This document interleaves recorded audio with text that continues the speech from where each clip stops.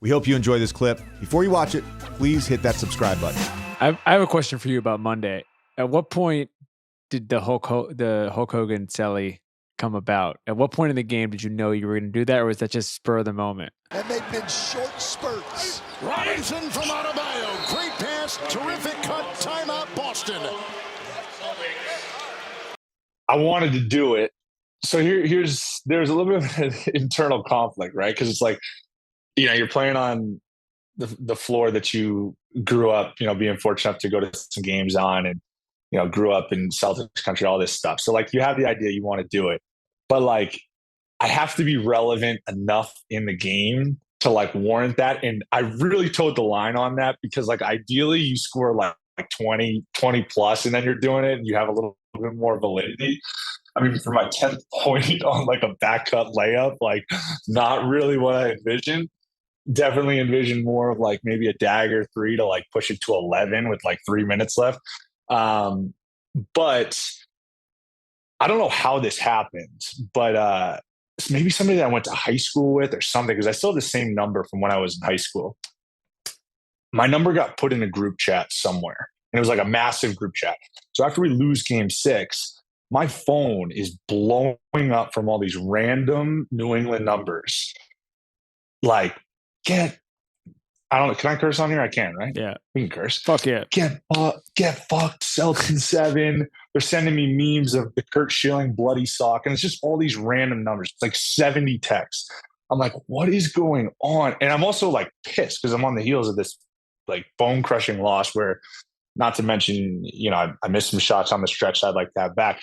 So I'm like in my feels and I'm like really worked up about it. I'm like, who the fuck gave out my number? How the fuck did this happen? So then I start thinking, I'm like creating all these scenarios in my head. I'm like, if I get the chance, like, and I go into the garden, like I'm going to do something. And I didn't know what it was going to be.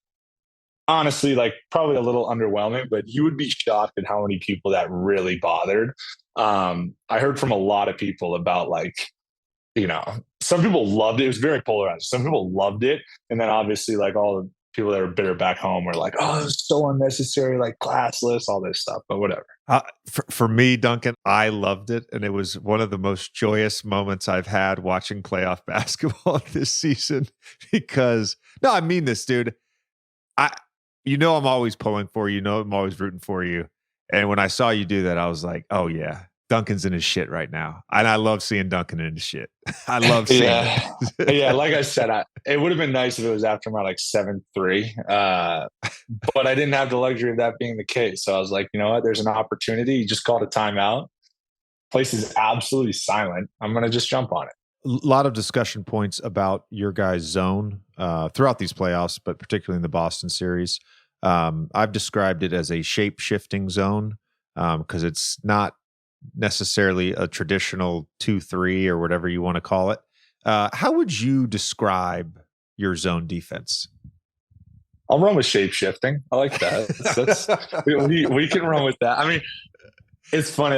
A lot of people have texted me, what are the rules? Like, what do you guys teach? It's like, it's a little more like nuanced than just like, we try not to talk and teach and go about it in like absolutes, right? Like there's not like cut and dry rules, which I guess where like the shape shifting comes in. But, in a lot of cases too, it makes it easier when you can kind of use it as like a curveball and kind of throw off a rhythm of an offense. So, I mean, we try to be disruptive, and it's a lot of our same like man principles just in zone form. And so much of that is like, trying to disrupt, kind of turning up the pressure a little bit. We try to extend it, burn a little clock, like all that sort of stuff. I mean, it's not really like anything super groundbreaking. It's like whatever scheme you're in, right? Like we talk about that a lot. It's not going to be the schemes that win it. Like it's going to be the efforts, the multiple efforts. And like, if you're willing to do hard things. I know I sound like Spo, just like regurgitating his stuff. Dude, like, I didn't realize we were getting a is. Spo press conference. I know, but that's what it is though. Like it really is. And it's that because it's his, it's his defensive system. So yeah.